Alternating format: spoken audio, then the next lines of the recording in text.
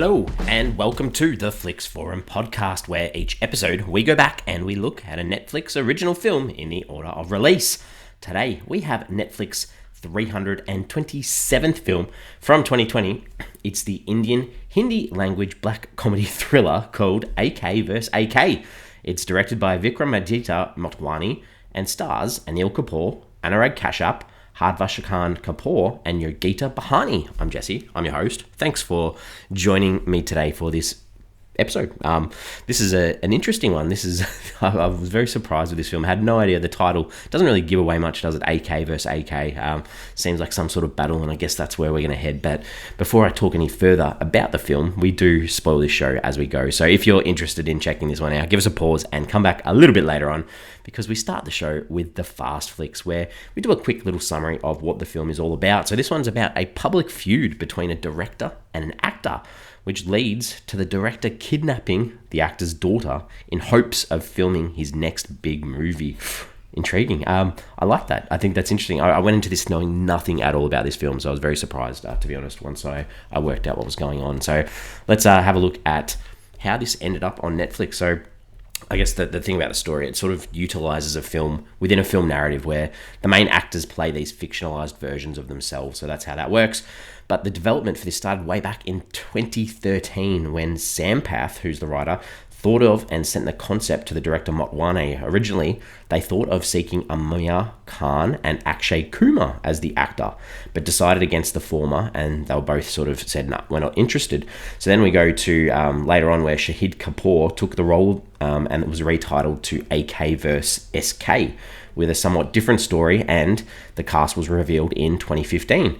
They sort of said that the plot was going to cover Shahid Kapoor rejecting Kashyap's next film after the latter's latest venture flopped at the box office, and Shahid Kapoor's wife would be kidnapped instead. So again, a little bit of a different title. It was also reported that Shahid Kapoor's wife, her name is Mira Rajput, would also make her debut in the film as herself, but this was then denied as well. So obviously the Indian film industry, lots of rumor, lots of talk, lots of media coverage about this big sort of film that's in the works. The filming for the project was about to start. Shahid Kapoor pulled out due to date clashes, and the film was actually shelved in 2016. So then we have to go to 2017, where Shahid and Motwane, the director, agreed to start working on the film again with a planned restart later in 2017. However, Motwane could only revisit the project in 2019, so another 2 years later, once he'd finished the films Bhavesh Joshi Superhero and Sacred Games. And then it was announced that Anil Kapoor would be cast instead, stating that the director always wanted a commercial star. So the script was rewritten alongside Sampath with Kapoor in mind in August of 2019. That was when Motwane, the director, he gave the script to Kapoor in November. And to the director's surprise, it was received well. And, he's like, cool, let the film mock me in any way you want, which was interesting. Kapoor's children, Sanam and Harshvardhan, they also agreed to join the project after Kapoor read the script to his family that night. And in the film, they actually talk a little bit about how, the reading of a script is a big thing that happens in the family. The family living room, often with big stars and big Hollywood people, they read it to their whole family. So that was pretty cool. On the other hand, Kapoor's wife, Sunita, so that the family's all on board, except the wife. She refused to be involved in the film at all. And Kashyap, he humorously noted, nothing was out of bounds as far as personal attacks against each other. The only place they weren't allowed to enter was Sunita's bedroom. And there's a bit of a joke about this in the film where they go up and knock on the door and there's no answer. So I thought that was quite funny too. AK vs. AK, it was produced by Andalan Films, which was this new company that the director Motwane founded after the disbanding of his other production company called Phantom Films. Shooting, it took place over 21 days, so quite a quick little production process. This was from late 2019 into early 2020, with Kapoor stating that this is the fastest film I've done in my career. So everyone on board sort of agreeing that it was a pretty quick process. There were scenes that were shot at Kashyap's actual house. They did, however, have sets put in to stand in for the streets of Mumbai, as well as Kapoor's house. According to Kapoor, much of the film's interactions are not staged, such as when they're on the streets and there's selfies being asked and things like that. So quite a cool little concept. The Guardian, they described the shooting of the film as taking place under the radar, and it was sort of mentioned how unexpectedly close the initial announcement of the film was to its release. So it was, sort of announced and then put out there. The trailers, the trailers was a big thing. They put out, Netflix put out this big trailer reveal, which had the two main stars sit down and sort of have a Zoom call. This was during the pandemic. Went for an hour and a half. I tried to watch. There was no translation, so it was almost impossible to take any context from it. But there were 3 different trailers, one from each of the perspectives of the AKs, and an original director's cut too. And this was like this ceremony on the 7th of December to promote it. There was also a Twitter war between Kashyap and Kapoor the day before, in the weeks leading up to the film as well. There was heaps of marketing material put out on this rivalry through this film, and there were videos and billboards and insults thrown at each other too. So all in on the marketing for this film. I was quite impressed. The Indian Air Force, they actually were a little bit upset with this film, because there's a scene where Kapoor is dressed in a Indian Air Force uniform, which they say is inaccurate. So Kapoor had to come out and say, it was a character in the role, and he posted an official apology video about hoping he didn't hurt anyone's feelings. I thought that was quite interesting too. The film AK vs. AK, it was actually released on Netflix on the 24th of December, which, if you've seen the film and know the film, this is Kapoor's birthday, and the same day that most of the film takes place as well. And like I said, the marketing for this film went above and beyond, that live stream, and there was also this 45-minute comedy roast special that Netflix put out as well, called AK vs. AK, The Final Battle. I watched that. That was woeful. Just going to put it out there, not very good.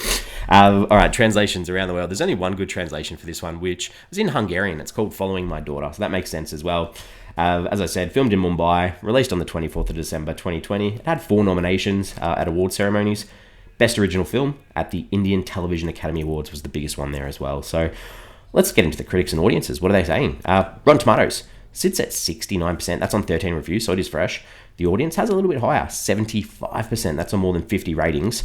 IMDb sits at a 6.9 out of 10 on 15,000 ratings, so not a lot of people on IMDb. And the same with Letterboxd, only nearly 6,000 people, 3.3 out of 5, which is solid, and it's only been logged by about 8,500 people. So considering how much promotion went into this film, maybe it's just that the Indian film community aren't on these Western style, systems. But one of my early thoughts, I guess, is the thing that we're going to start with. So I had no idea about, this film, what it was about, where it was going to go. I had no expectations whatsoever. And I had a bit of dread thinking about watching a 2-hour Indian film, to be honest, because I was expecting song and dance numbers. But I guess I was shocked. I was surprised. From the first 20 minutes, I was in. I was enjoying every moment. So quite an enjoyable experience, this one. The characters, this is a tricky one because everyone's playing themselves in some sort of way, and not necessarily 100% who they are, but a humorous sort of black comedy style of who they are as well. So I guess we talk about Anil Kapoor to start off. He's the patriarchy of this film. His family, he's got a big history in Bollywood. The Kapoor name, it's mentioned throughout the film as being connected to the upper class as well, and the setup for his journey is to take himself seriously as an actor and work towards a big role that will be accepted, because often he's playing these side roles, and also working out the impact his dedication to acting is having on his family too, and being a father. Anurag Kashyap, he's like this director, and obviously a critic of nepotism, so the opposite of Anil, and he's a director who's often shunned in Indian society too for not following the norms of what is expected in Indian cinema, and is reckless in how he goes about it as well. So we also then get a couple of others. It's literally AK versus AK, so that's where the title comes from. So Sanam, an actress in her own right, she's the daughter of Anil, and maybe not necessarily an actress in her own right because of that Kapoor name, but also the daughter of Anil, and is kidnapped. Not really in the film much, just a side character. They're trying to find her, like the MacGuffin the whole time. Harsh is Anil's son. He's in the film a little bit too. He wants to be an actor too. And the only other person really is Yogita, who's this up-and-coming filmmaker who's made out to be recording the whole situation of the whole film, and really the instigator of the whole film too. The director, Vikramaditya Motwane, 30 producer credits, 19 directing credits, 11 writing credits, lots and lots of work, obviously. I did watch this BFI, the British Film Institute. They did like an interview panel with him and the two OKs, and it was hosted by Danny Boyle, the director of Slumdog Millionaire, who's obviously had experience in filming in India too, and it just seems like a really switched on director. Really, like I said before, really impressed with all the extra material that's available for this film. The scenes, let's talk about some scenes that stood out, ones that weren't very good. Standouts for me, Anurag, he's got this DVD collection in his house. Like, I was in awe. What a huge, cool setup he had. The other good things, there's moments where Anurag, he goes into Anil's trailer right at the start, and they set this whole film up. The kidnapping revealed. I was in, especially with his Anil's daughter Sonam, her phone being in Anurag's pocket. It was just, wow, this is cool, let's do this. Anil goes to the police station to get help, and one of the rules was he's not allowed to go to the police station, so that's going to cause consequences. But all the police there, they just wanted photos with him, selfies, and he's like, I want my phone and my wife back. And then the cops are like, your wife's missing too? I thought that was quite funny. The camera work throughout was amazing. Like, I guess the one highlight is this scene where they're at Anil's house for his birthday, and they're all sitting at the table having dinner, and the camera goes under the table to stay on his shaking hands while he's texting, and the camera sort of pans across to the son across the table, his legs, and his phone goes off, so you know that he's communicating with his son. When another one of the rules is he's not allowed to get any outside help, so I thought that was cool too.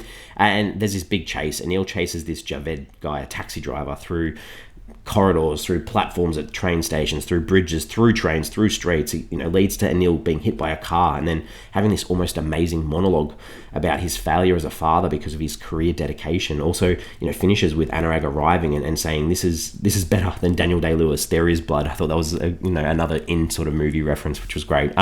Things that I didn't like, I think it's hard. Like, a lot of it's about the length of some of the scenes. But one scene that I guess is Anil, he wants this CCTV footage of his daughter at the hotel getting kidnapped. And he gets bribed to dress as Santa and take photos with the employees. I thought that was a little bit weird. And then again, like I said, the complaints about the scenes overstaying their welcome and going on too long. Harsh, Anil's son, there's this scene where he comes in to rave to Anurag about how much he likes him as a director and wants to help him with the film. That went on way too long, and then that transitions into this ridiculously long physical fight between Anil and Anurag. That was too long. Again, there's a scene where Anil speaks to what felt like every single taxi driver in India looking for his daughter. That dragged on.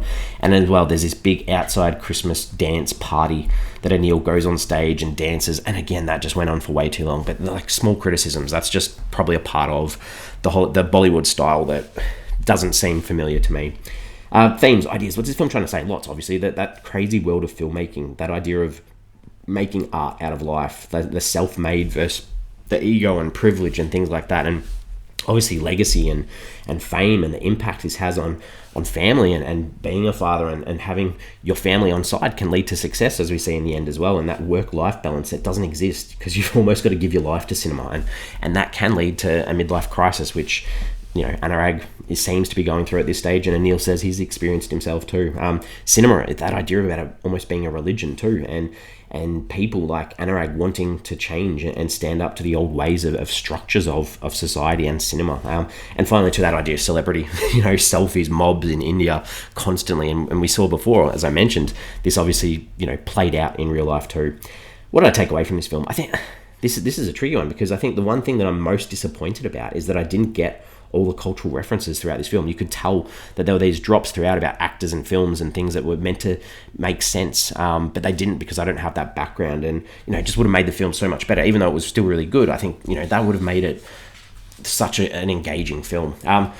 We have a segment, IMDb. Do we jump on to check anyone or anything out? I think, as I said before, there's so many movie references in this film that I didn't get, but I know a lot of these faces from previous Netflix films that we've done. And, I wanted to start with Nazweeni Siddiqui, who's made reference to on the phone throughout this film and sort of spoken about being, a really big Indian star. So, he was the main guy in this film we did on the show called Radyat Akali High. It's like this police procedural drama. I remember him. And then he was also the dad in this film called Serious Men. He was like coaching his son to cheat in intelligence contests. So I remember him. And then obviously Anil Kapoor, that name rings, he was in Slumdog Millionaire, he was in Mission Impossible, Ghost Protocol.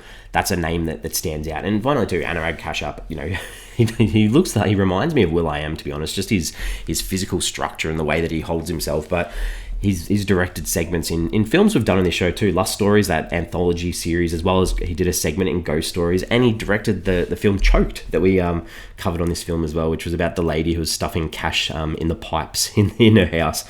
So lots of good memories as I thought about some of the people in this film. All right, any questions or ponderings? Is this a Christmas film? I have to ask it. Anytime that there's a Christmas reference, obviously the film is set on Christmas Eve. You've got Christmas trees being thrown around. You've got people dressing up as Santa. Just something to think about, obviously, too. And I've got to talk about the ending. I've already said spoilers, but the ending, it felt pretty obvious where it was going from the moment they get into the car to go find the kidnapped daughter. And Anurag's like, we're going the wrong way. It felt obvious that it was a bit fishy, and you could sort of predict where it was going to go. I haven't given away too much, but I just wish it wasn't quite like that.